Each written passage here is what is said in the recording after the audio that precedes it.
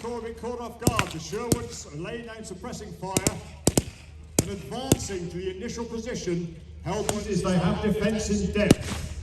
The Sherwoods have cracked the outer crust, but the DAK are not giving up. They're pouring fire into the Sherwoods, who are having to retreat now back to the first line that they took. It's become a slogging match. And the heavies of 48 RTR still haven't arrived, but there is some initial arm support coming up for Sherwoods. We can see here Matilda 2 and an MP Stewart. Matilda earned herself the nickname the Queen of the Desert in the fight against Italians earlier on in the desert campaign. She's heavily armoured, mounted a two-hander gun. There's Stewart, all up the armour, the left hand, the quicker than Matilda.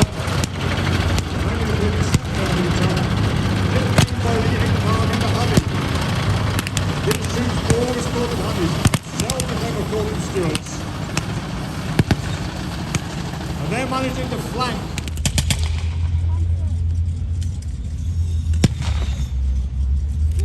Developing into a fierce firefight here.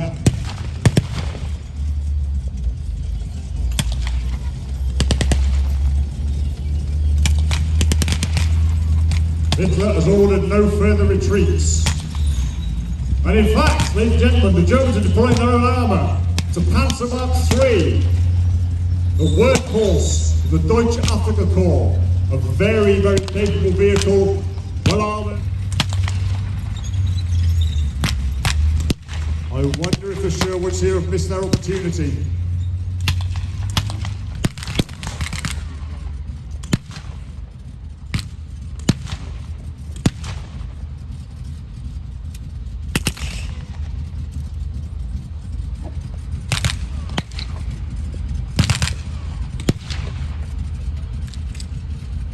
The DAK are laying down plenty of fire. There is no shortage of ammunition. Their supply lines from southern Italy are short, and despite the activities of British submarines from Malta, position, the Sherwoods are falling back. Again, this is toing and throwing. Ladies and gentlemen, one of the heavies has turned up, but it's the wrong one. It's the Tiger.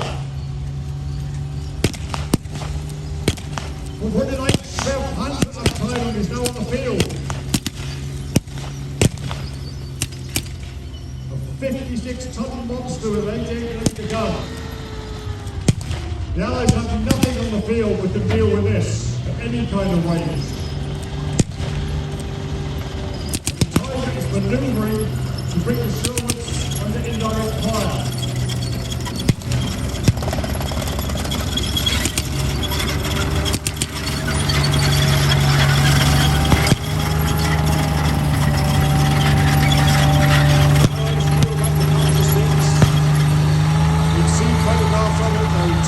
Reports were pretty comprehensive, but now they're seeing it in combat.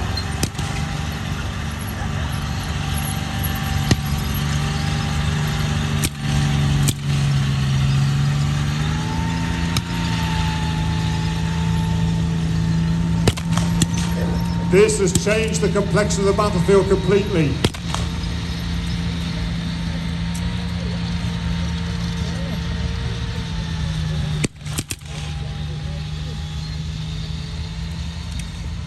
The Afrika Korps,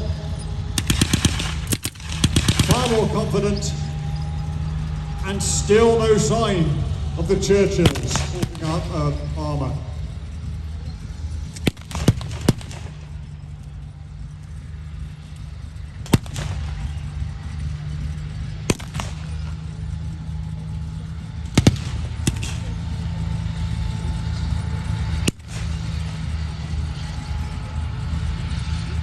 Just listen to the growl of that Maybach, ladies and gentlemen.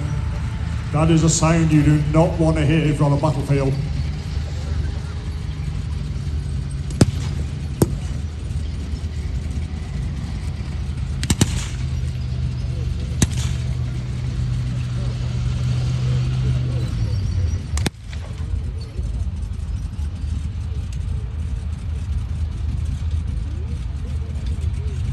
And the Afrika Korps are regrouping. But remember, they have no intention of giving this field up. My goodness, incoming grounds. The Allies have brought some artillery to bear. That explains the withdrawal of the Afrika Korps.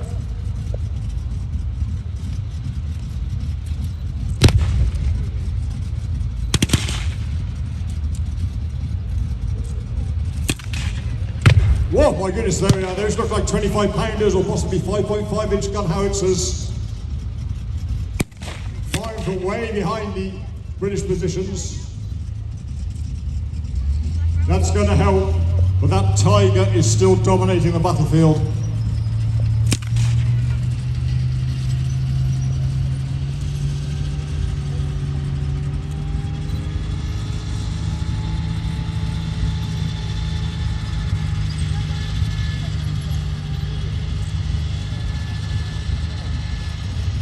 Come on, 48 RTR, where are you?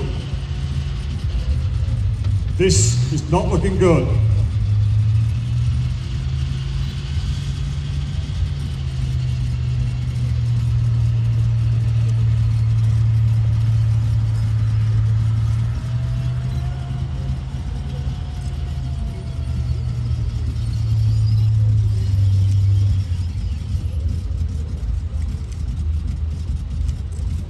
Again, we have a partial advance here from the Afrika Korps.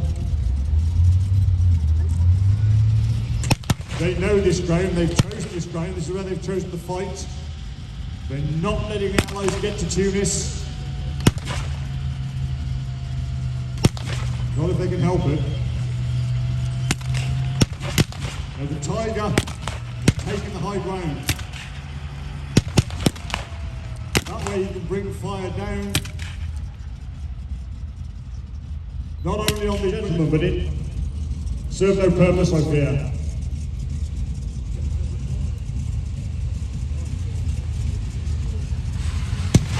Almost in desperation,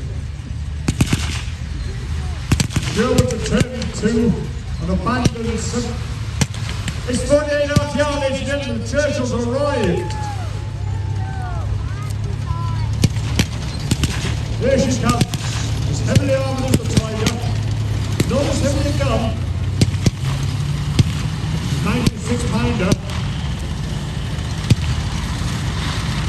but this is a bit more equal now.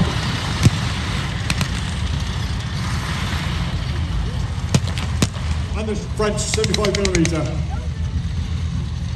Basically, they're going to mallet that Tiger with whatever they've got, small arms fire, break gun fire. We're going to have a go with it. Looks like he's hit him.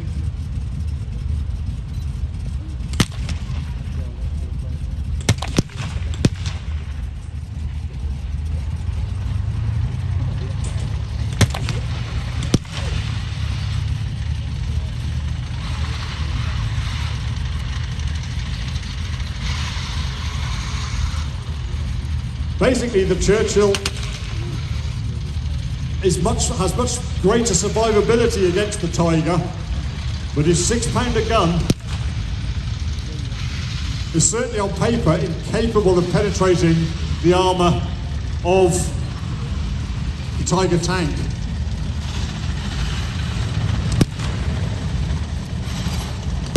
What he needs is a lucky shot to try and disable that Tiger, or at the very least, persuade the crew to withdraw.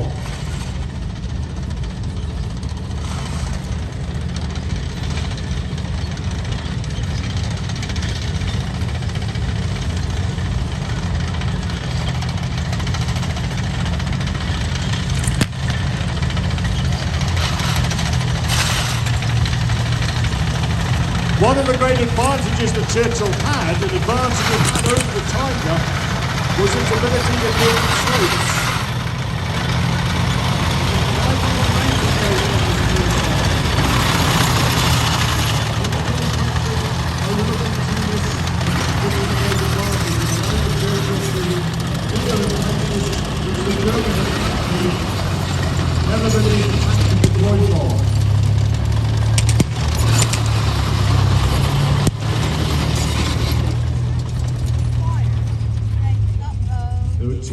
Well done, Sherwoods. They're not artillerymen, remember, this is desperation more than anything. And there's a hit on the Tiger.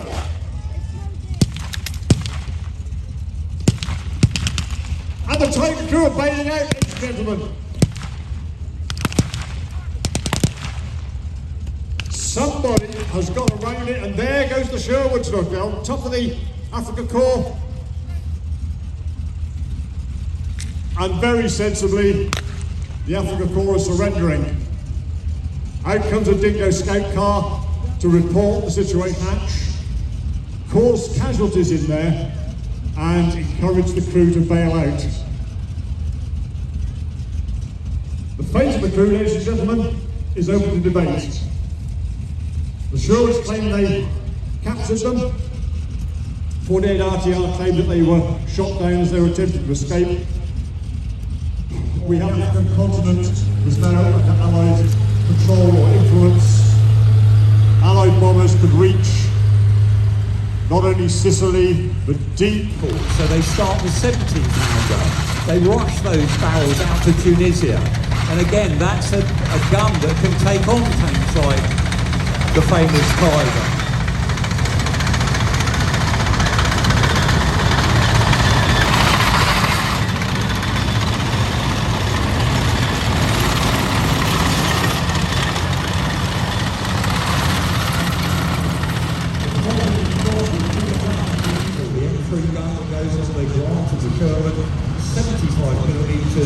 High explosive and armour piercing.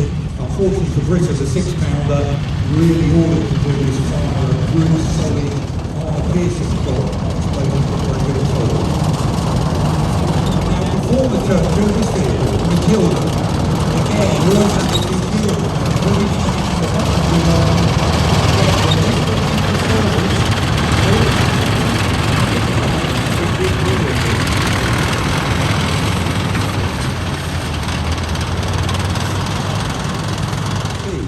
Commander's in the middle of the turret at the back. He can look down. On one side he's got his gunner, on the other side in front of him is loader, and he can even see right through to the front where you've got the driver and the bow machine gunner. Why is that important? It's because your radios don't always work, and in the heat of battle, when there's all that tension going on, you need your commander to be able to look you in the eye at times and either smile, wink, do something, make that joke, kick you in the back. Those things are possible in a Panzer III, and that was one of the things the British we picked up on. This has been a well thought through tank.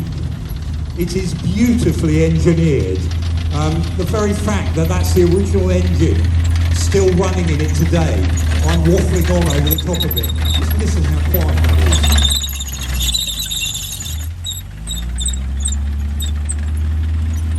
You've got cars version of that in here today. So this is a fantastic, well-engineered piece of German machinery.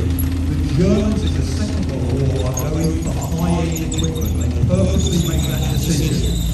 America, Russia, we go for good enough, and they wanted it in quantity. Germany knew it could not make vehicles in its industrial base in enough numbers, so they wanted their crews to get the best equipment. So this has got things on it that we find ridiculous in wartime. Beautiful bits of turning machinery, hand grips that are gnarled so your hand won't slide off them, etc. The Russians with the T-34 went the other way. If you don't really need it, get rid of it. Take things away from the vehicle, a lesson they learned when they moved their factories behind the Ural Mountains. So a really beautiful bit of engineering. Again, that debate goes on to this day. Do you want high-end, top-end material, or would it be better to spread your resources out and perhaps go for something in larger quantities, but again, from the point of view, maybe it won't be that long. What's going on in America? Very little. In the 20s and 30s, they build next to nothing. From the First World War to 39, America in its entire history builds just over 300 tanks. And most of those are just experimental models. They're testing the water, trying different components. Would this engine work? Let's get an aeroplane engine. Will that have enough power to power a tank? And if a war comes, we will throw money at that problem, and that's exactly what they start doing in 30. They got rid of the tank force after the First World War, and they start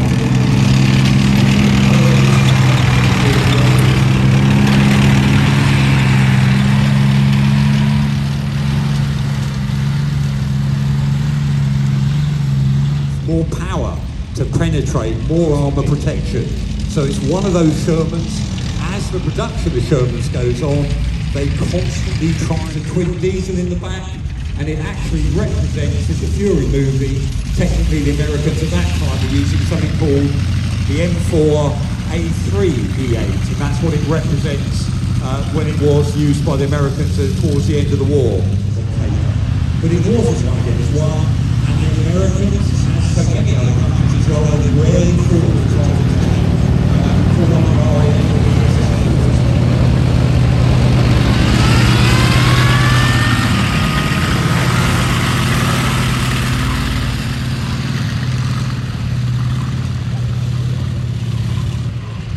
The first American who fought in one of these at the end of the war, British soldier, his memoirs are in the shop there, fantastic account what it was like having to go to war as a youngster, and he really is a youngster. He looks about 12 in the tanks in the pictures you see him, and he ended up in one of these. He thought it was great.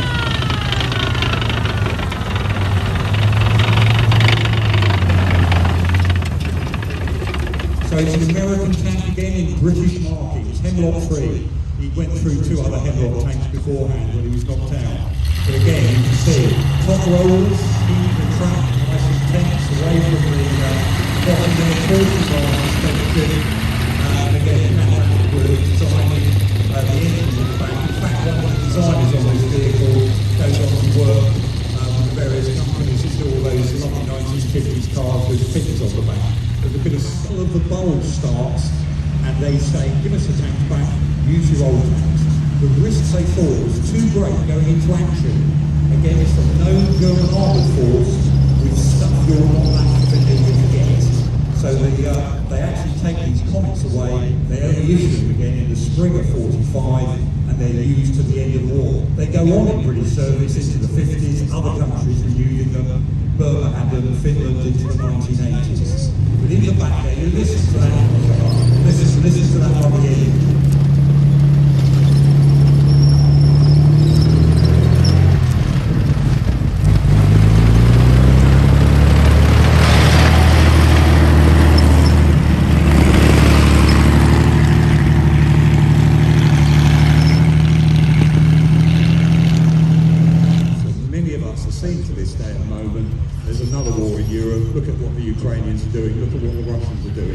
Who are the people that's got that motivation? Because in the end, whatever kit we give our military, of course they should have the best kit we can possibly afford to give them, it's going to be, are they up for that fight? Do they believe in the fight they're fighting on? And of course that's one of those things as well that we can overlook so easily if we're just counting the number of thicknesses they are and the size of the gun. Now, as the Tiger's going to manoeuvre off, you'll be pleased to know, shut up for a moment, you can just listen to that lovely engine note of that Maybach HL 230.